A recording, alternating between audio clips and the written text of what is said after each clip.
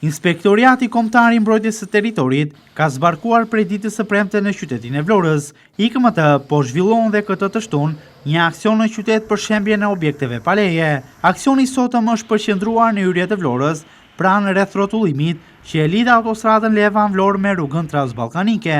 Në këtë vend janë shembur 3 objekte shërbimi, të cilat janë vendosur aty pa lejen e organeve kompetente.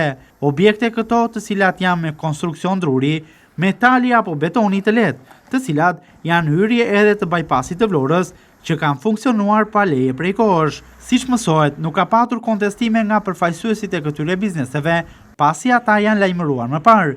Sipas informacioneve, ky aksion do të vazhdojë edhe përgjatë gjithë bypassit të Vlorës, duke filluar nga rrethi i hyrjes së qytetit deri në Tragjas, ku janë evidentuar të tjera subjekte private, të cilat janë vendosur aty pa leje. Subjekte këto të cilat funksionojnë si bare apo edhe tezga për shitje, me konstruksion druri dhe metali që pritet të shemben në vazhdimsi. Janë disa objekte të cilat do të shemben, por edhe objekte të cilat po evidentohen që nuk e kanë lejen e ushtrimit të aktivitetit, jo vetëm në këto akse rrugore, por edhe përgjatë aksit nacional transballkanike, do të ketë disa objekte që funksionojnë si të tilla që pritet të shemben në vazhdimsi.